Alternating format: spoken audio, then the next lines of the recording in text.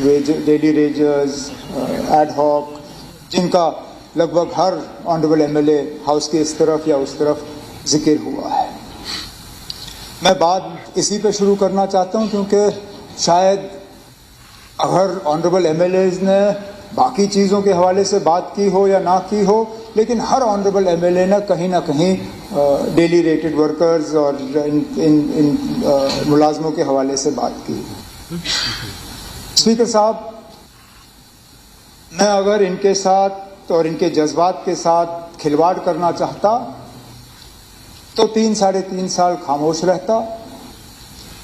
آخری میں 1 سال جو ہے اس چیز کو میں کھینچ لیتا اور پھر الیکشن سے پہلے کہہ دیتا نا اب کوڈ لگ گیا ہے, ہم کر نہیں سکتے, جو کہ ان کے ساتھ پہلے بھی ہوا ہے.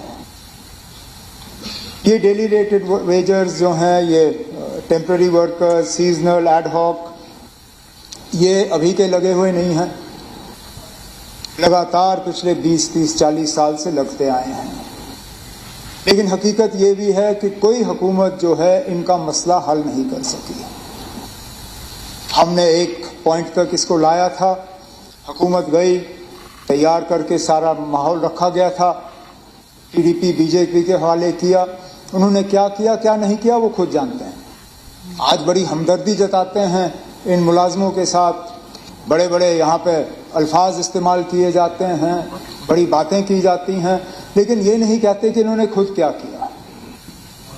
لگ بھگ نہ ہونے کے برابر. ان کے پاس بھی فگرز ہیں, ہمارے پاس بھی فگرز ہیں. اگر کچھ خاص کیا ہوتا تو مسئلہ اتنا بڑا بنتا نہیں.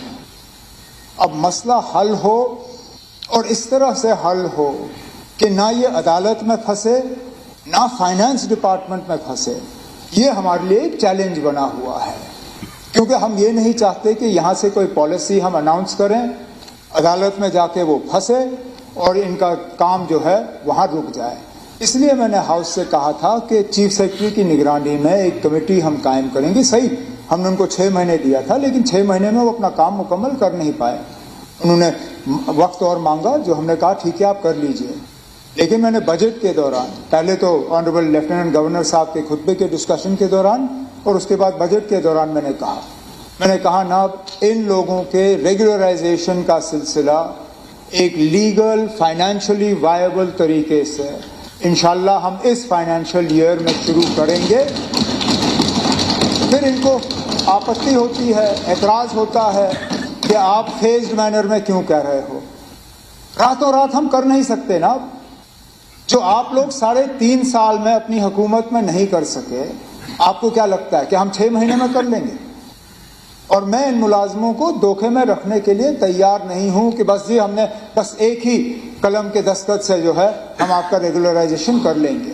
ہم نے یہ کہا ہے نا آپ کہ جتنی بھی ان کی تعداد ہے 60,000 70,000 80,000 1 لاکھ جتنا بھی ہے, اس کو ہم ایک ٹائم ٹیبل کے تحت ورک آؤٹ کر کے اسی سال ہم شروع کر کے ان کا ریگولرائزیشن کا پروسیس جو ہے وہ ہم چلا لیں گے. اب یہ ہم نے کیا دیا ہے. اب آگے جیسے کمیٹی کی رپورٹ آ جاتی ہے, سارا گراؤنڈ ورک تیار ہو جاتا ہے, ٹرانسپیرنٹ طریقے سے جو ہے یہ ساری چیزیں ہم لوگوں کے سامنے جو ہے ہم رکھ لیں گے.